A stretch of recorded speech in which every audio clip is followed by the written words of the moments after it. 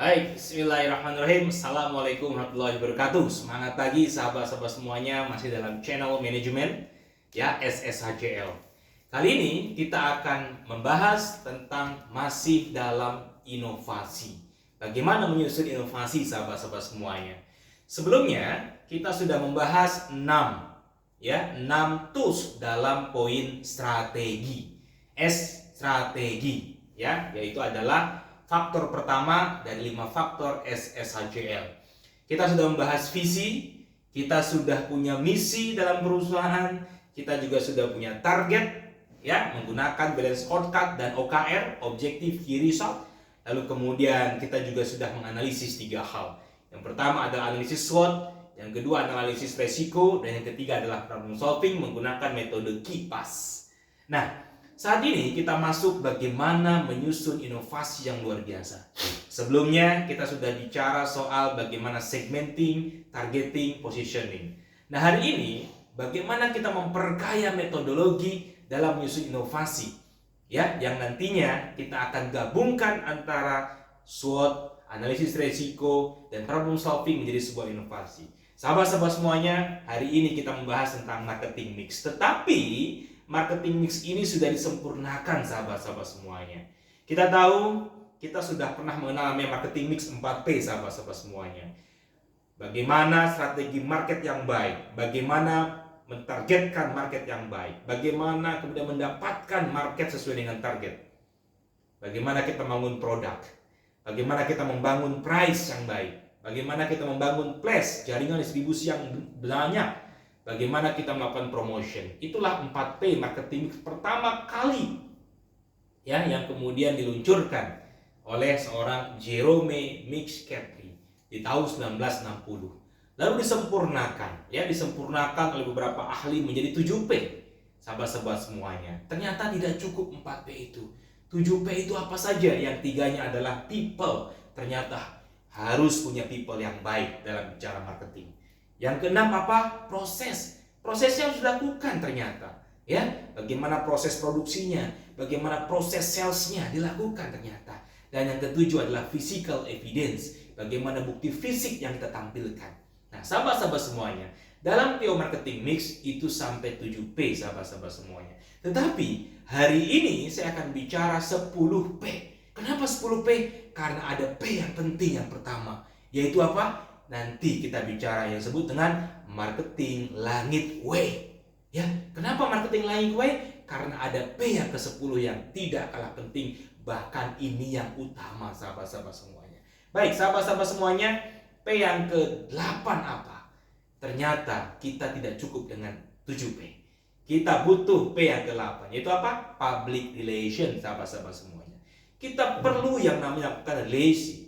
Kita perlu sebagai pimpinan perusahaan, kita perlu sebagai seorang sales melakukan public relation. Bagaimana kita membangun relasi. Sehingga apa? Sehingga kalau relasi kita kuat, itu membuat akhirnya terbukalah peluang bagaimana kita bisa closing sebagai tenaga sales, sahabat-sahabat semuanya. P yang ke-9 apa? P yang ke-9 adalah brand. Hari ini kita butuh P, power sahabat-sahabat semuanya. Apa itu power? Kekuatan. Kekuatan apa yang dimaksud? Kekuatan brand sahabat-sahabat semuanya. Bagaimana value brand kita, bagaimana kekuatan identity brand kita. Nah, itulah P yang ke-9 sahabat-sahabat semuanya. Nah, sahabat-sahabat semuanya, setelah brand, apa nih? Inilah disebut dengan marketing langit Waze. Sebuah inovasi dalam buku SSHCL yang saya buat, yang tim kami buat, saya dan teman-teman ya, sahabat-sahabat semuanya, bukan saya pribadi. Nah, dalam marketing mix ini kita disebut dengan marketing mix langit sahabat-sahabat semuanya. Kenapa? Karena 9 plus 1. Bahkan saya balik 1 plus 9. Apa itu satunya? Yaitu Pre sahabat-sahabat semuanya. Jadi ada 10 ya. Yang pertama adalah pre, yang kedua adalah people, yang ketiga product, promotion, price, place, physical evidence, process, power tadi ya, brand power. Kemudian public relation sahabat-sahabat semuanya. Dan saya susun ya berdasarkan priority sahabat-sahabat semuanya. Pertama adalah pre, yang kedua people. Jadi kalau dalam teori marketing mix people adalah menyempurnakan dari 4P, justru saya tempatkan menjadi yang kedua. Kenapa yang kedua? Sesuai dengan teori balance scorecard, ketika kita menyusun sebuah target, balance scorecard memulai dari people development. Sahabat-sahabat semuanya, mari kita bahas satu persatu. Bagaimana kita membangun inovasi? Bagaimana kita membangun sebuah program kerja perusahaan kita? Bagaimana kita membangun sebuah inisiatif inovasi perusahaan kita? Supaya apa? Supaya tercapai target-target yang kita harapkan. Target apa? Yang paling utama tentu dalam sebuah perusahaan adalah target sales, sahabat-sahabat semuanya. Maka dalam mencapai target sales, sebelumnya kita sudah bicara segmenting, targeting, positioning. Bagaimana kita punya segmen, bagaimana kita punya target yang jelas dalam segmen itu, dan bagaimana kita punya positioning produk kita. Selanjutnya, mari kita melakukan inovasi, inisiatif, program kerja, strategi dari 10 penjuru arah mata angin. Bayangkan, kalau dari 10 arah penjuru mata angin kita serang, kita perbagus, kita berinovasi, insya Allah pasti insya Allah dengan izin Allah perusahaan kita akan memenangkan persaingan, sahabat-sahabat semuanya. Maka marketing mix ini, atau yang sekarang saya kenalkan disebut marketing langit W ini, 10P, bukan hanya 4P, bukan hanya 7P, bukan hanya 9P, tapi 10P ini mampu menjadi panah-panah dari berbagai penjuru kita menyerang market kita, sehingga kita bisa memenangkan persaingan, sahabat-sahabat semuanya. Apa saja? Yang pertama, tadi saya katakan, yang pertama dan paling utama adalah P yang pertama, yaitu pray, sahabat-sahabat semuanya. Apa itu pray? Pray itu dalam bahasa Indonesia tentu adalah doa. Bagaimana perusahaan kita punya inovasi dalam doa?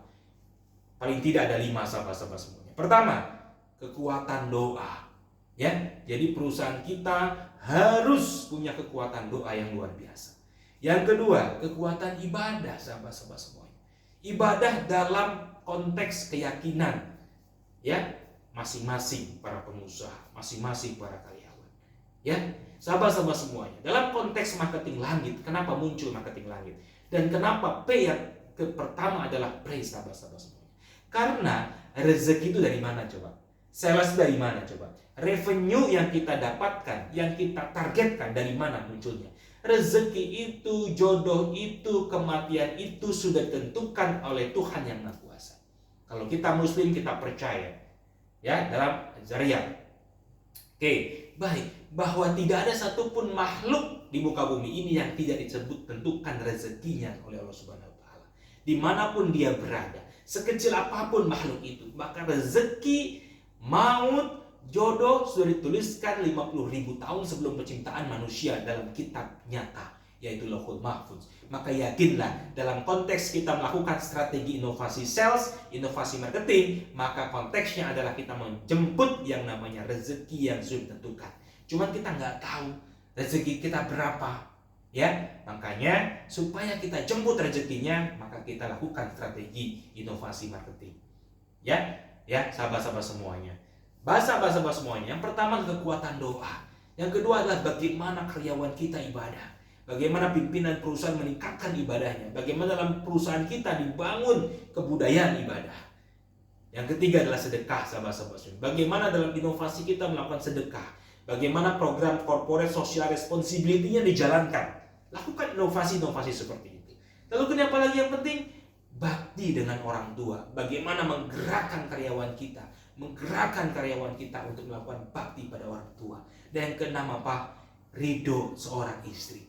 Kalau karyawan sudah punya istri, maka ridho seorang istri harus betul-betul dilakukan. Maka strategi perusahaan yang baik dalam konteks pray adalah bagaimana perusahaan melibatkan istri-istri karyawan. Ya, dalam sekian bulan sekali diundang istrinya. Ke kantor diundang. Mungkin bisa silaturahmi, bisa pengajian bareng. Lalu kemudian apa? Akhirnya muncul keridoan daripada istrinya kepada suaminya. Inilah pray, kekuatan luar biasa, sahabat-sahabat semuanya. Inilah inovasi yang harus dibangun pertama kali kalau kita bicara inovasi strategi. Ya, maka pray. Kita lihat, kita mencontoh dari sebuah perusahaan logistik nomor 1 Indonesia, yaitu JNE. Bagaimana mereka membangun doa-doa itu. Bagaimana mereka berinovasi dalam ibadah. Lihat bagaimana mereka mengutamakan ibadah daripada pekerjaannya. Mereka mengutamakan ketika kemudian azan berhenti untuk melakukan ibadah. Itulah konsep-konsep strategi pray, sahabat-sahabat semuanya. Bagaimana karyawannya kemudian didorong untuk sholat duha. Karena keyakinan pada fadilah manfaat sholat duha. Sahabat-sahabat semuanya. Tidak hanya Muslim, yang Kristiani juga didorong untuk ibadah. Yang Kristiani juga diberikan kemudian dibangun spiritualnya. Karyawannya juga beraktivitas dalam okumene. Bukan hanya Muslim pada BKM-nya. Inilah ya kita bisa mencontoh dari perusahaan logistik terbesar Indonesia. Makanya apa? Walaupun persaingan semakin ketat, tapi dia tetap bisa menjadi nomor satu. Karena apa? Strategi pray yang pertama, doa, ibadah. Apalagi sedekah. Bagaimana JNE masih tetap menjadi nomor satu? Dia bersedekah 2,5% dari keuntungannya untuk kemanusiaan dan anak-anak yatim, sahabat-sahabat semuanya. Ya, setiap tahunnya dia dianugerahkan menjadi perusahaan yang terbaik dalam konsep social responsibility-nya.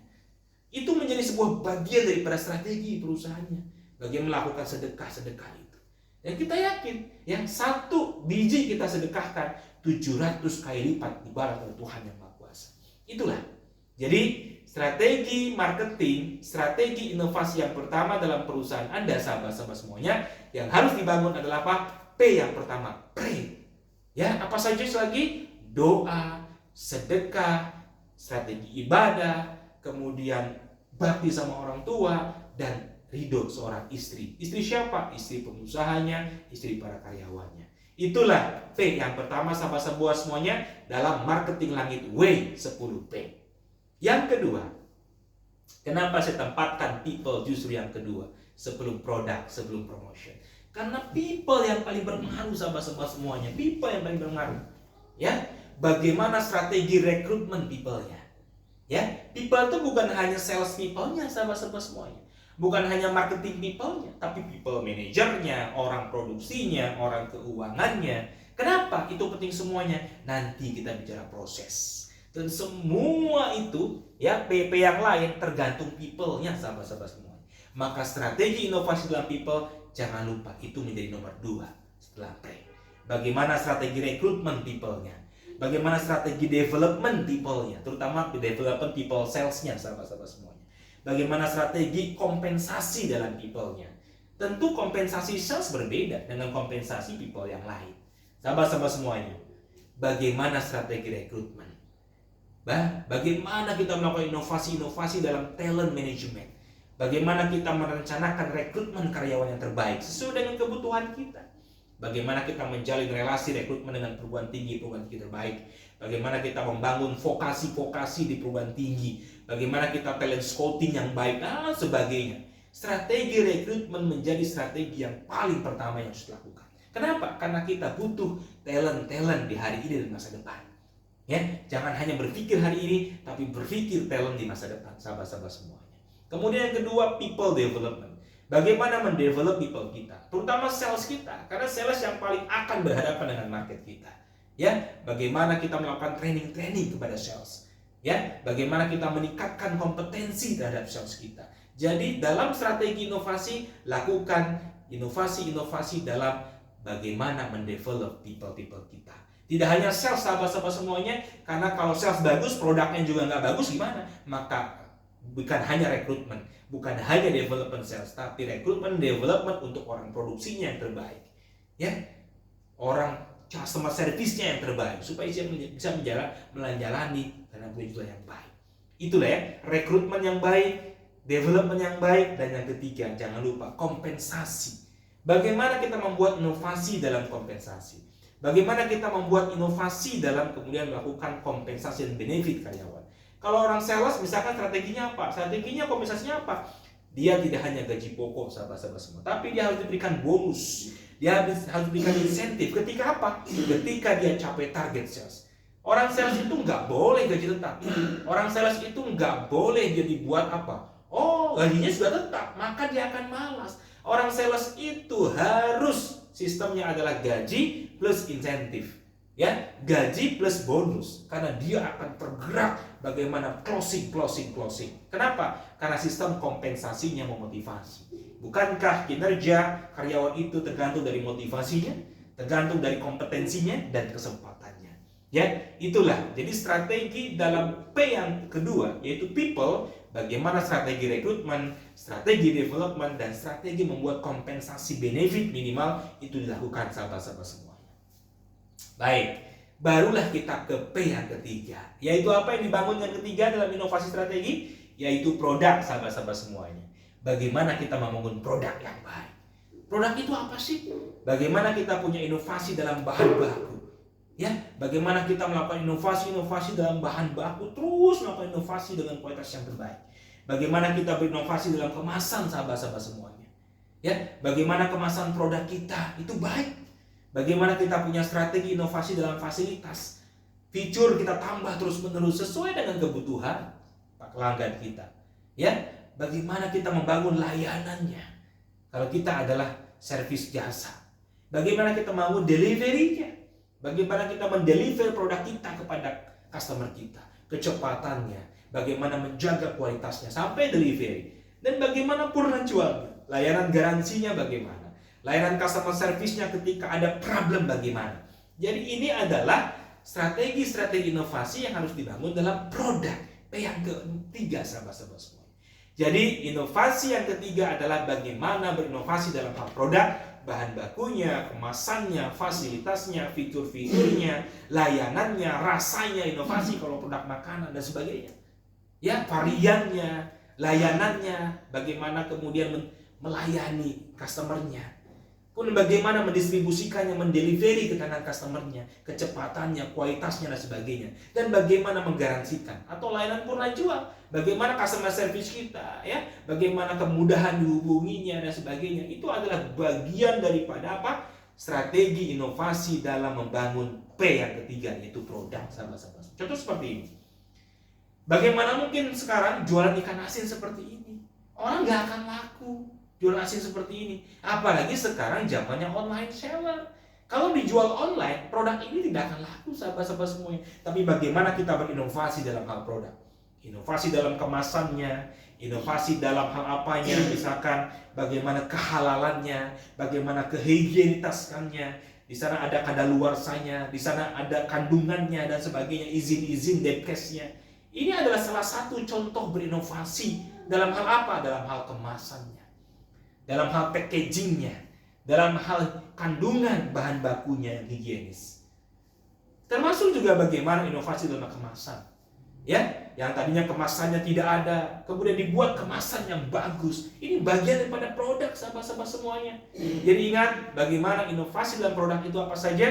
Bahan bakunya, layanannya, fitur-fiturnya, rasanya, variannya, kemudian kemasannya, bagaimana mendeliverinya, dan bagaimana layanan purna jualnya sahabat-sahabat semuanya.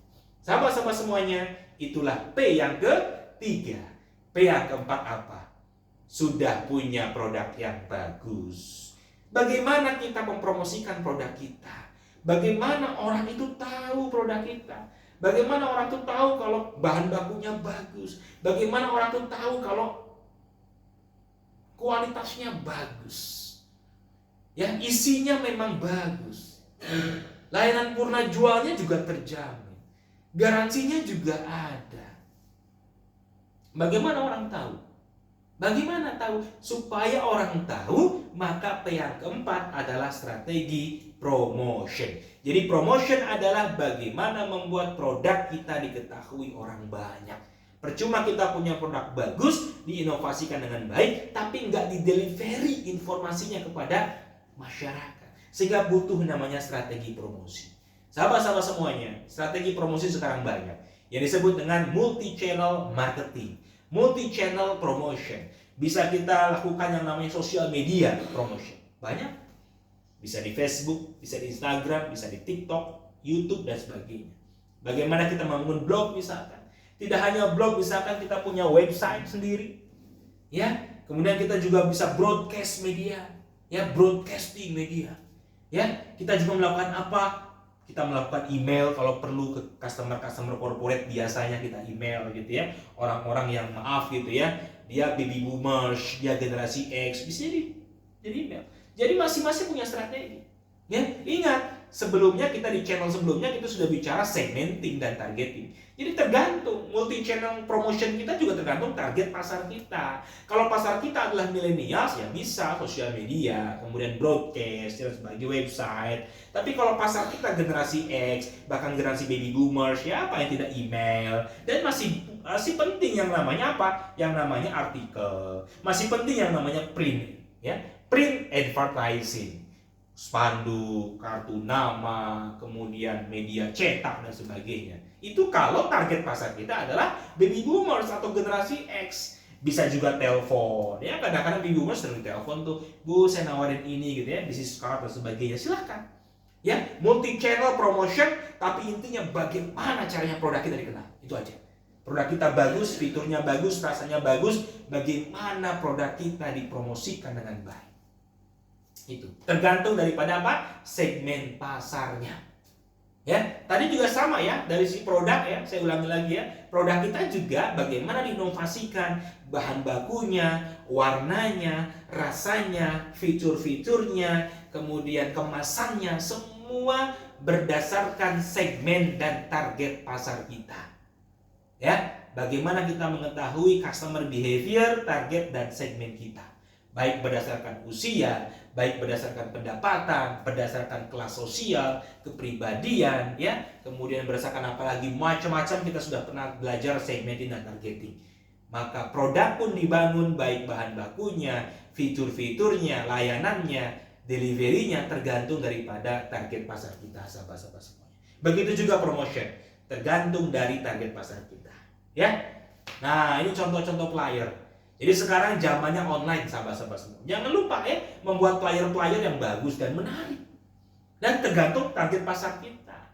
Ya, target pasar kita siapa? Ya. Nah, maka inilah contoh-contoh flyer ya. Ini dibuat oleh tim digital marketing consulting dari JNE, sahabat-sahabat. Luar biasa ya JNE. Membuatkan flyer-flyer promosi untuk para UMKM seperti ini. Jadi UMKM yang tadinya nggak punya flyer, nggak bagus jualannya, kontennya nggak bagus, dibuat di media sosial nggak bagus, tapi dibuatkan seperti ini, kan jadi bagus, sehingga orang hanya tertarik untuk membaca, dan akhirnya target daripada promotion kita, mempromosikan produk-produk kita itu baik, sahabat-sahabat. Inilah ya contoh-contoh flyer-flyer dalam media sosial membantu para UMKM untuk kemudian mereka bisa berjualan, mereka bisa mempromosikan produknya, luar biasa. Ya, kadang-kadang harus ada pemiliknya sendiri, ada fotonya ya, nggak masalah. Jadi sahabat-sahabat semuanya, intinya bagaimana strategi yang keempat adalah membangun cara-cara, metode-metode promotion. Bagaimana produk bisa dikenal. Kalau online jangan lupa ya, foto produknya harus bagus. Kemudian testimoni yang sudah kemudian membeli itu harus diminta testimoninya. Coba deh, kamu kan sudah beli ya, tapi jangan lupa ya, pastikan beli dulu dan merasakan baru testimoni. Testimoninya itu penting, karena dalam media sosial, dalam digital marketing yang terpenting apa? Ulasan, itu penting. Ya, jadi ini bagian daripada promosi. Bagaimana ada testimoni, oh produknya bagus ya, rasanya bagus, oh cepet ya kirimannya, cepet ya nyampe, kalau pesan sekarang besok sudah sampai, cepet ya, utuh ya. Kalau saya unboxing itu bagus. Jadi lakukan testimoni, sahabat-sahabat semua. Dan jangan lupa, kalau di dunia digital marketing ada waktu-waktu yang paling efektif kita berpromosi. Contohnya apa nih, hasil riset?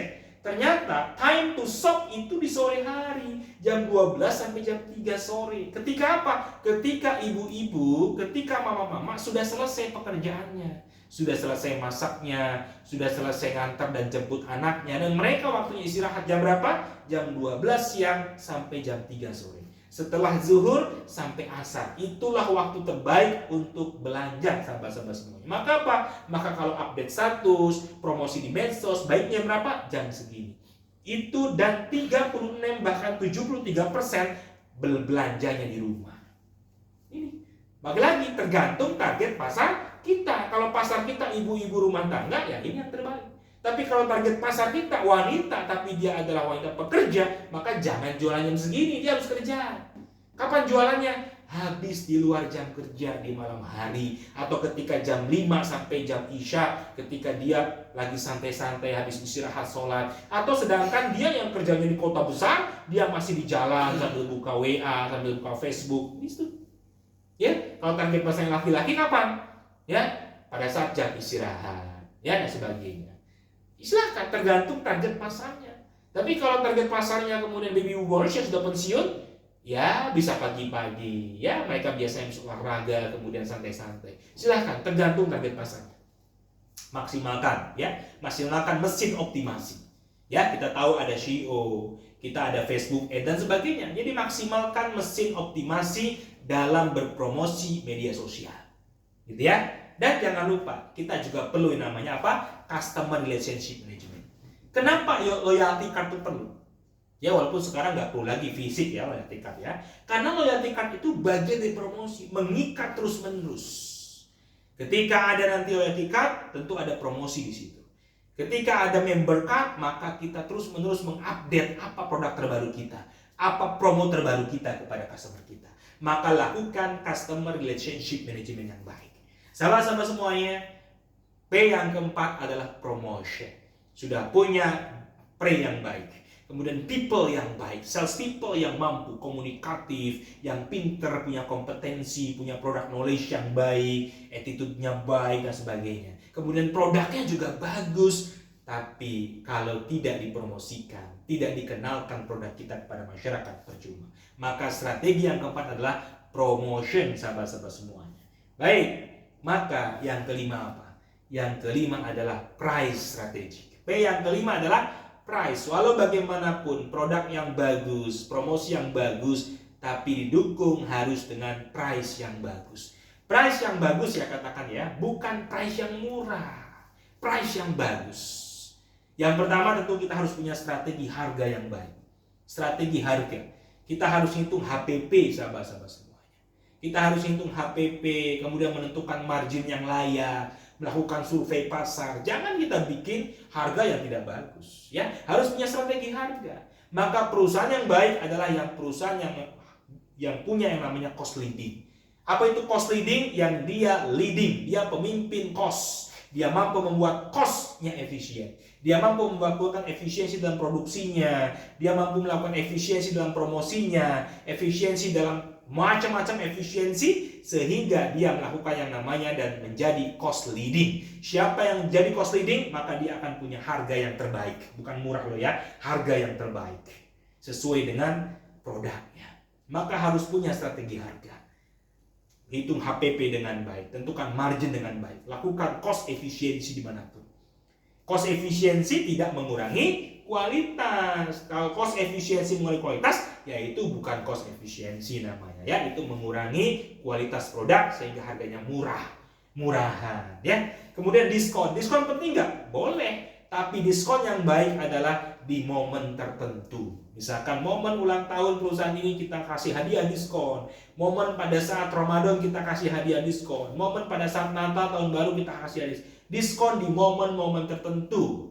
Itu yang terbaik, bukan diskon terus. Momen-momen tertentu, momentum, ya. Marketing itu momentum.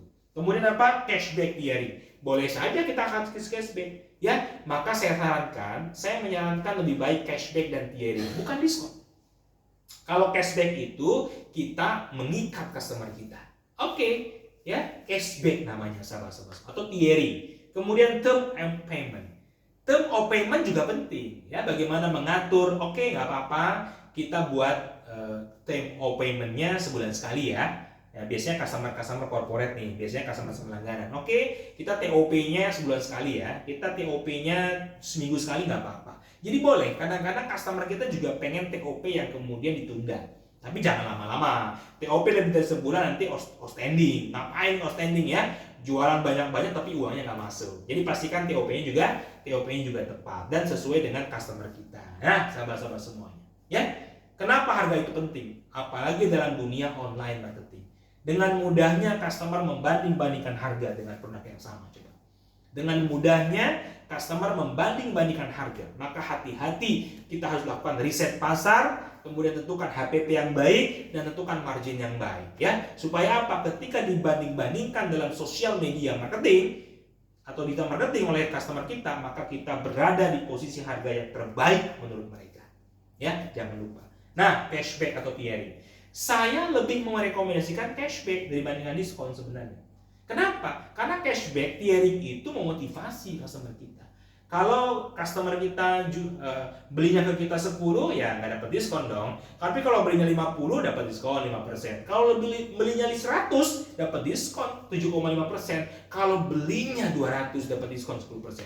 Ada tiering, ada target. Itu yang paling direkomendasikan, bukan diskon. Ya, tapi cashback itu lebih mantap, sahabat-sahabat semua. Ya, baik, itu adalah P yang kelima, sahabat-sahabat semuanya, yaitu price, strategi price. People, produk, promotion, dan price. P yang keenam, produknya sudah bagus, promosinya sudah luar biasa mantap, price-nya, harganya juga bagus. Kita butuh memperbanyak yang namanya place. Apa itu place? Place adalah jaringan penjualan. Place adalah saluran distribusi. Bagaimana kita mendistribusikan produk kita, bagaimana produk kita sampai, bagaimana produk kita mudah didapatkan. Itu namanya place. Maka harus ada strategi place, sahabat-sahabat semuanya. Nah, hari ini kita dihadapkan dua pilihan. Apakah place kita offline, punya toko gitu ya, punya counter, punya gerai, punya outlet fisik di mall, di jalan raya yang strategis dan sebagainya, atau place kita online. Ini pilihan, sahabat-sahabat. Tergantung pasarnya, tergantung segmennya, balik lagi. Ya, sahabat-sahabat semuanya. Yang jelas kita harus perbanyak jaringan place kita, baik offline maupun online, tergantung segmennya. Ya, nah, bagaimana Mr. DIY? Strategi pasarnya adalah perbanyak place offline. Ya, bagaimana Mixway? Bagaimana strateginya? Strateginya perbanyak place. Dan sekarang juga banyak sekali yang meniru Mixway ya, dan mereka juga perbanyak tempatnya. Kenapa? Tempat bukan hanya jalur saluran distribusi mendekatkan kepada customer, tapi tempat juga bagian daripada branding kita. Walaupun sekarang memang kadang-kadang nggak terlalu penting tempat itu dekat-dekat. Kenapa? Sekarang bisa online, sekarang bisa pakai Gojek, sekarang kita bisa GoFood dan sebagainya, GrabFood, dimanapun, tapi tetap yang namanya tempat. Kenapa di iWay ini kemudian membuka banyak-banyak? Kenapa Mixway juga buka banyak-banyak? Karena bagaimanapun ya, orang mungkin tetap senang membeli es krim dengan sendirinya. Dia khawatir kalau pakai kuda. Ya, banyakin tempat. Tapi tergantung pasar kita. Kalau pasar kita memang senang offline, maka banyakin gerai-gerai offline-nya. Tapi kita juga bisa membuka banyak, sekali lagi ya, banyak place di online. Buka sebanyak-banyaknya. Kalau memang pasar kita, target kita, segmen kita, produk kita bisa jual secara online. Di Facebook ada, di Instagram ada, di WA juga ada, di LinkedIn juga ada, kemudian di YouTube juga ada, di TikTok juga ada, di marketplace juga banyak. Buka sebanyak-banyak. Yang penting apa? Jangan lupa ketika ada pesanan, toko kita buka. Jangan buka banyak-banyak, nggak ada orang yang admin yang ngelayanin. Nah, tokonya tutup terus ya, tokonya buka tapi nggak ada orang, gimana belinya ya. Jangan lupa, sesuai dengan kemampuan dan kapasitas kita. Tapi perbanyak strategi place. Kalau Anda punya visi nanti, visinya terbesar di Indonesia. Tahun depan perbanyak jaringan di Sumatera. Tahun depannya lagi banyakin jaringan di Jawa.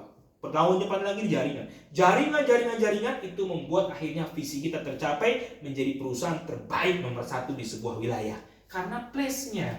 Ya, oke. Di online, kalau di online juga kita dihadapkan dua pilihan, sahabat-sahabat semuanya.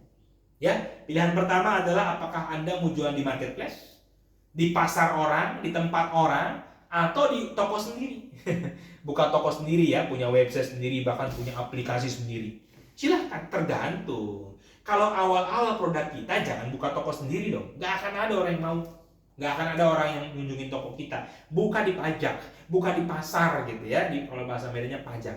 Buka di pasar yang sudah jelas rame. Silakan, nggak apa-apa. Buka di marketplace yang jelas-jelas rame. Sehingga apa? Sehingga produk kita yang baru ini bisa dikenal orang. Apalagi di marketplace ada program-program ya. Ada program 99, 10, 10, 11, 11, 12, 12. Itu membantu produk kita terkenal. Tapi kalau produk kita sudah terkenal, ya bagusnya bukan toko sendiri. Lebih baik punya toko sendiri di Facebook, sekarang di TikTok gitu ya, di Instagram, buka website sendiri, blog sendiri, silakan. Kenapa? Karena produk kita sudah punya brand sendiri. Kenapa? Karena ada pun kelebihan tadi, di marketplace pun punya kelemahan. Kelemahannya apa? Kita dibayar admin, teman-teman, sahabat-sahabat semuanya. Kita diminta admin. Namanya kita punya toko di pasar, maka kita harus sewa toko dong. Dan masih banyak untuk kekurangan-kekurangan marketplace. Tergantung daripada life cycle produk kita. Tergantung daripada apa? Kematangan produk kita. Apakah di marketplace ataukah di toko online sendiri. Silahkan. Sahabat-sahabat semuanya, itu adalah strategi apa? Strategi place. Bagaimana kita membuat saluran distribusi yang paling banyak, saluran penjualan yang banyak, baik offline maupun online, sahabat-sahabat semuanya. Ya. Nah, strategi P yang ketujuh. Apa itu? Physical evidence. Apa itu physical evidence? Bukti fisik, sahabat-sahabat semuanya. Ya, bukti fisik. Orang mau beli produk kita, mau jasa, mau produk barang, tergantung bukti fisiknya. Bukti fisiknya menarik, bagus, maka dia yakin pasti produknya pun berkualitas. Tapi kalau bukti fisiknya juga nggak bagus, nggak meyakinkan, nggak akan beli. Kenapa? Produknya juga pasti jorok, produknya juga biasa, produknya juga murah. Kenapa? Bukti fisiknya juga jelek. Apa bukti fisik itu? Bisa tampilan counter penjualan kita, tampilan daripada kantor kita. Ya. Kantor tetap penting. Kenapa orang bangun kantor bagus-bagus? Supaya bukti fisiknya baik. Tampilan pabriknya, tampilan dapurnya, termasuk tampilan karyawannya. Nih lihat ya, inilah disebut dengan physical evidence element. Dari mulai location desainnya, equipment yang digunakannya, ya, yang digunakan, kualitas udaranya, lighting juga penting. Kenapa sih di counter-counter itu lighting harus bagus, cerah? Karena itu bukti fisik, sahabat-sahabat semuanya. Kalau tokonya gelap, itu bukti fisik juga. Itu bukti fisik yang bisa mempengaruhi customer di mana apakah produk kita bagus atau tidak. Ya. Kemudian noise, music. Kenapa dibuat musik? Bukan hanya untuk kenyamanan customer, tapi itu juga bukti fisik loh. Kemudian employee dress code, parking situation, sampai tempat parkir pun itu adalah bukti fisik loh. Parkir yang luas, parkir yang gampang, itu juga. Colors, warna. Ya, kemudian furniture-nya juga bukti fisik. Billing paper loh. Bayangkan, kita ngirim invoice saja itu bukti fisik. Ada toko yang pakai cuma kwitansi warung. Itu bukti fisik loh, membuat produk kita dikenal bagus atau tidak. Tapi kalau invoice-nya keren, invoice-nya desainnya bagus, itu juga bukti fisik. Jangan lupa, bukti fisik juga kwitansi, ya. Kemudian business card, ya, kalau kita punya kartu nama juga desainnya bagus atau tidak, bahannya mahal atau tidak, itu bukti fisik perusahaan kita. Makanya coba lawyer yang tingkat atas itu business cardnya, kartu namanya tuh warnanya emas, keren. Tapi ya itu kenapa? Karena dia menunjukkan kualitas daripada layanan jasa lawyernya. Itu teman-teman semuanya, ya. Nah, kita lihat ya bagaimana, maaf, Indomaret. Kenapa orang senang ke sini? Karena bukti fisik daripada ke sana. Walaupun harganya mungkin murah, walaupun produknya mungkin lengkap, tapi bukti fisik lagi-lagi kadang-kadang bisa menang daripada ini. Ya. Nih, kenapa orang bagus-bagusin kantor? Karena bukti fisik. Kadang-kadang kita mau beli produk. Kadang-kadang sebuah perusahaan dia cari supplier buat bahan baku. Kadang-kadang perusahaan itu mau lihat dulu kantornya di mana, ya kan? Kalau kantornya bagus, ya, rapi, megah, maka percaya, oke, pasti produknya juga bagus. Tapi kalau kantornya semrawut seperti ini, kabel di mana-mana, bawakan di bawahnya ada warung gitu ya, orang nggak akan lihat ini produknya cemana ya, produknya gimana. Nah itu, jadi bukti fisik itu penting, sahabat-sahabat semuanya. Ya, kenapa orang bangun kantor bagus-bagus? Nah, lihat. Dress code karyawan juga penting. Karyawan dress code-nya bagus, rapih, seragam, paten. Itu menunjukkan produknya. Tapi kalau seragamnya juga nggak bagus, bahkan nggak pakai seragam, bahkan di kantor juga pakai sandal gitu ya, layanannya macam-macam seperti ini, tentu orang akan melihat mana coba? Orang akan memilih ini. Walaupun harganya mahal, tetap beli, Pak. Karena apa? Karena dress code karyawannya. Bagaimana penampilan karyawannya. Ini adalah physical evidence. Maka cobalah buat strategi, inovasi, inisiatif, program kerja perusahaan kita sesuai dengan segmen dan target segmen kita, dan lakukan strategi-strategi physical evidence, bukti fisik, sahabat-sahabat semuanya. Oke, itu P yang ke-7. P ke-8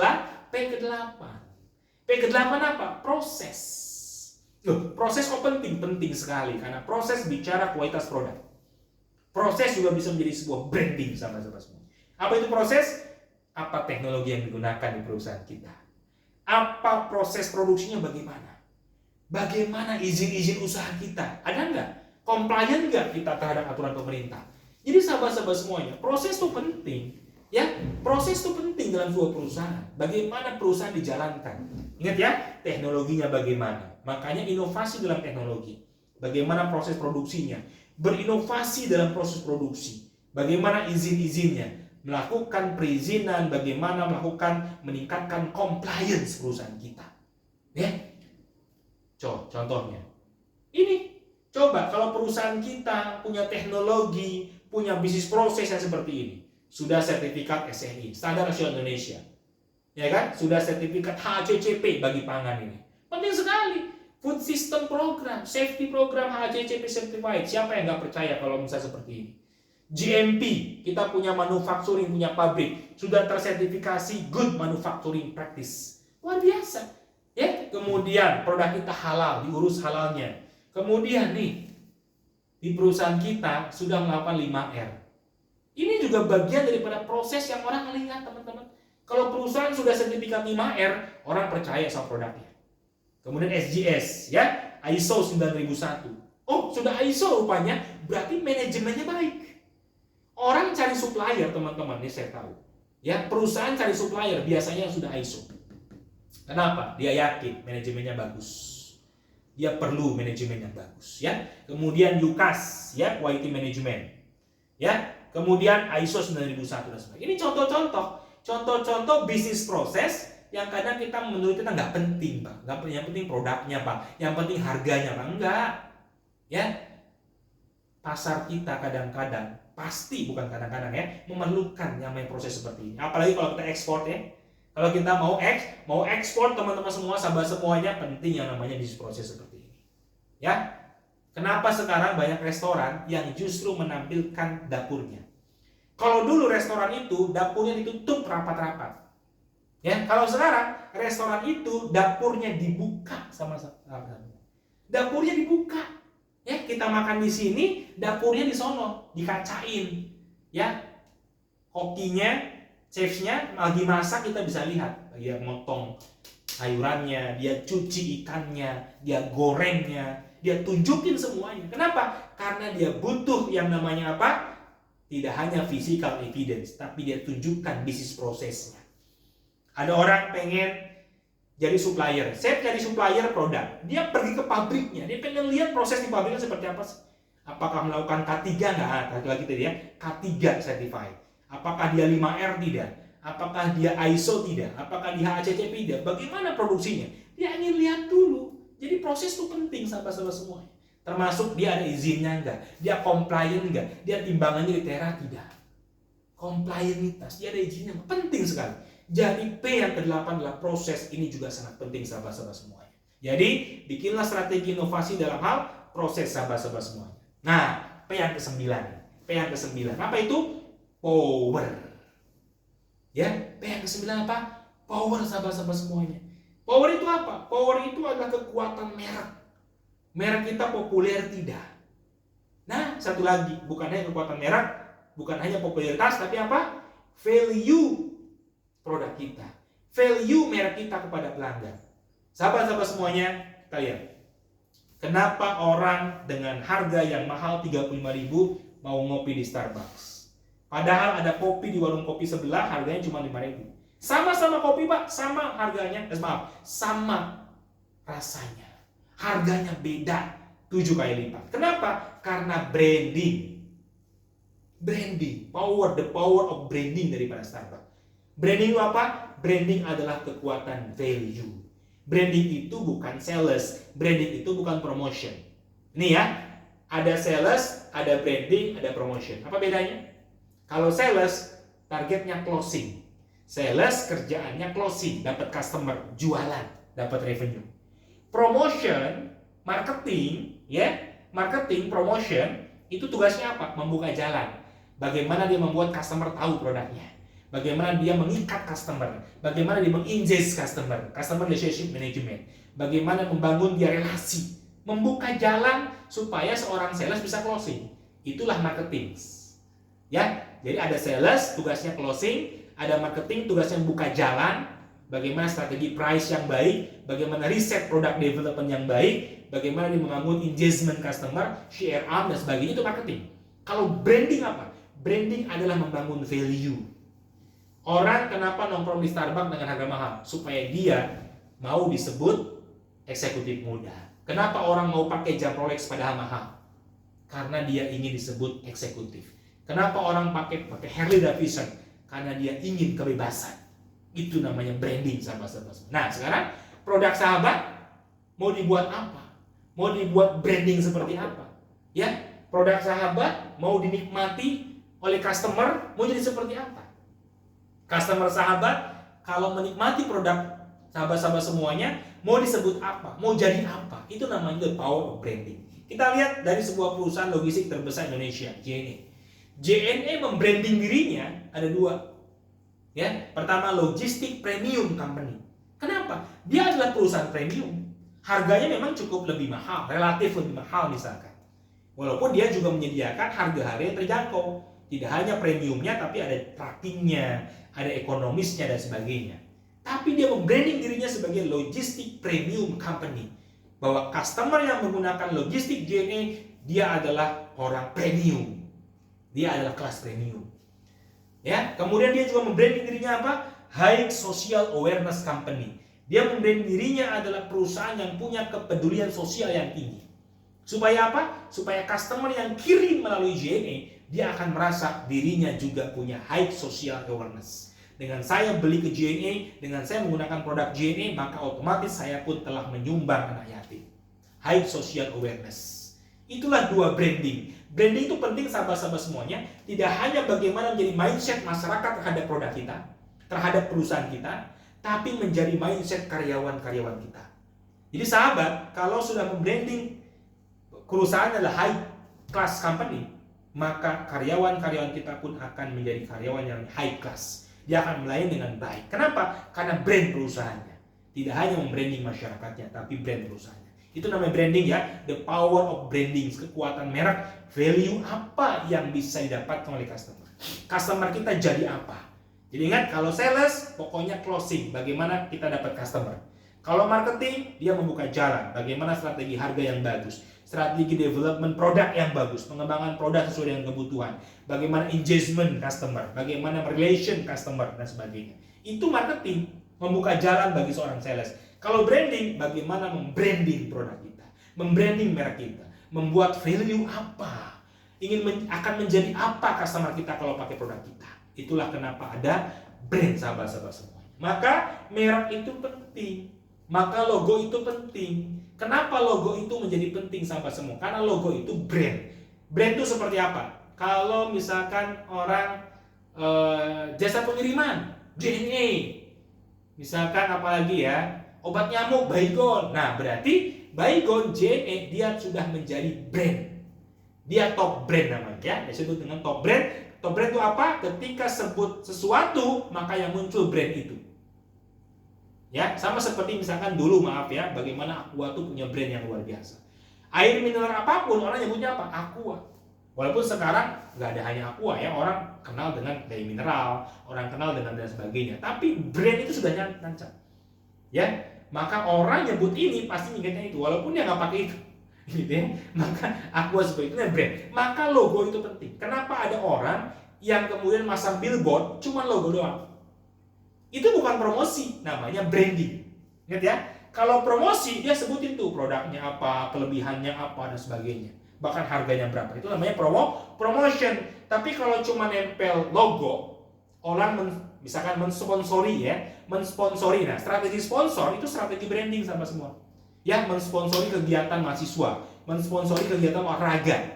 Yang nempel apa? Logonya doang. Supaya apa? Mereka membangun brand awareness namanya. Ya, membangun brand awareness. Jadi kalau cuma nempel logo di sebuah sponsorship, itu namanya brand awareness, membangun keterkenalan merek. Tapi kalau di sponsorship kita juga sambil jualan, sambil bikin booth di sana, mempromosikan produk kita. Nah, itu namanya bukan branding saja, bukan hanya nempel logo, tapi kita juga closing atau sales, bisa jualan di situ produk kita, punya target, dan bisa juga namanya promotion, mempromosikan produk kita, sebar player dan sebagainya, tonton video dan sebagainya. Sahabat semuanya, P yang terakhir, P yang ke-10, dan ini tidak kalah pentingnya sahabat semuanya. Apa itu? P yang ke-10, public relation. Bagaimana seorang sales kita, seorang marketing kita, pimpinan perusahaan kita, sahabat-sahabat semuanya membangun public relation, kekuatan networking. Ya, maka dalam bahasa agamanya ada silaturahmi. Siapa yang memperbanyak silaturahmi, dia akan dibukakan pintu rezekinya. Maka dalam strategi marketing pun harus ada public relation, sahabat-sahabat semuanya. Maka bikinlah strategi inovasi, bikinlah yang namanya program kerja, bikinlah inisiatif dalam perusahaan-perusahaan Anda. Itu strategi apa? Strategi public relation. Kapan kita harus mendekati pemerintah? Misalkan melalui program apa? Program kolaborasi dengan dinas apa? Bikin public relation. Kita audiensi ke pemerintah, kita bikin program bareng dengan pemerintah, program-program public relation. Karena kalau dekat pemerintah tentu kita akan lebih terbuka pasarnya, lebih mudah urusannya, kan? Karena ada relasi yang baik, ya, tentu dengan standar-standar birokrasi yang ada. Tapi kan kalau kita sudah kenal dekat, biasanya lebih akan mudah mengkontak kalau ada apa-apa mudah, gitu ya. Bukan kita gratifikasi, tidak ya, tidak mengajar itu, tidak boleh ya. Tapi bagaimana kita membangun relasi yang baik. Kemudian kapan kita goes to school, goes to kampus, ya, membangun relasi ke kampus-kampus, membangun relasi ke sekolah-sekolah. Karena dekat-dekat akademisi juga baik, ya. Jadi kapan kita relation kepada akademisi. Membangun relasi juga di ya, asosiasi. Kita sebagai pemimpin perusahaan harus gabung di asosiasi. Ya, gabung di asosiasi manapun, berkomunitas, berelasi dengan bisnis-bisnis yang lain. Contoh ini, bagaimana kita bisnis matching. Kita gabung di Kadin, sahabat-sahabat semuanya. Gabung di asosiasi profesi misalkan. Ini bagaimana kita kemudian melakukan komunitas sepeda motoran dengan komunitas yang lain, dengan pebisnis yang lain, dengan pengusaha yang lain.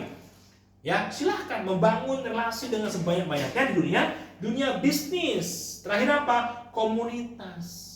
Kita juga harus bangun komunitas, bangun relasi dengan komunitas. Kita harus bangun relasi dengan komunitas sepeda, komunitas hobi pelari, komunitas hobi macam-macam ya, hobi misalkan hewan, ya, pencinta hewan, komunitas pencinta apa, komunitas macam-macam. Silahkan ikuti semua komunitas, termasuk ibu-ibu pengajian, remaja-remaja gereja. Bangun relasi dengan semua komunitas, ya. Karena semakin banyak relasi dan sebagainya, semakin banyak relasi, maka terbuka peluang kita untuk closing lagi marketing. Termasuk juga apa? Relasi dengan media. Jadi ABGC, teman-teman. ABGC plus M. M-nya apa? Media. Akademisi, bangun relasi dengan akademisi, bangun relasi dengan bisnis, bangun relasi dengan government, pemerintah, bangun relasi dengan community, dan bangun relasi dengan media. Walau bagaimanapun kita perlu relasi dengan media. Kenapa? Dengan media yang baik, maka ketika ada masalah kita terhindar dari negatif campaign. Masa kita sudah dekat dengan media, kita masih diberitakan kalau ada komplain? Insya Allah enggak. Kalau kita dekat dengan jurnalis, kita dekat media, berhubungan baik ya. Walaupun kita juga tentu menghormati profesionalisme daripada jurnalis. Tapi kalau kita bangun relasi, insya Allah semua akan selesai.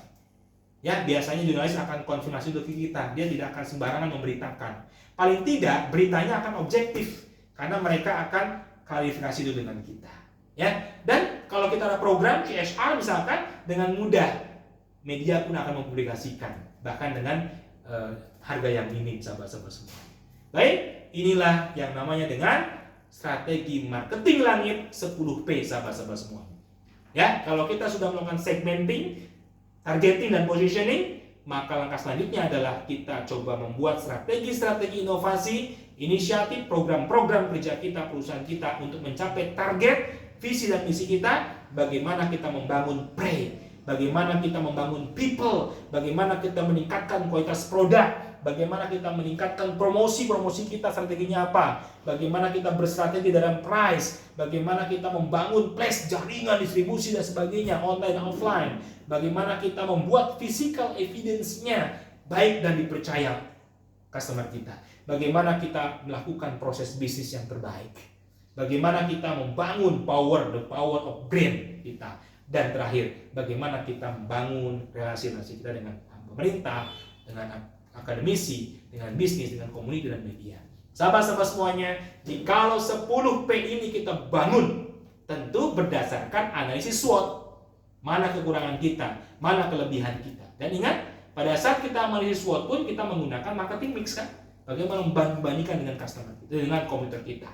Ya, gunakan analisis SWOT, gunakan analisis risiko yang dilakukan, gunakan problem solving yang dilakukan, maka strategi-strategi bagaimana menguatkan kekuatan strength kita, bagaimana memperbaiki kelemahan weakness kita, bagaimana menangkap opportunity yang ada, bagaimana menghindari ancaman yang ada, bagaimana mengkontingensi plankan ketika ada risiko, dan bagaimana solve the problem kita, maka semua itu dengan cara apa? Panduannya 10P. Bangun dari 10 penjuru arah mata angin, maka insya Allah target market kita akan dapatkan.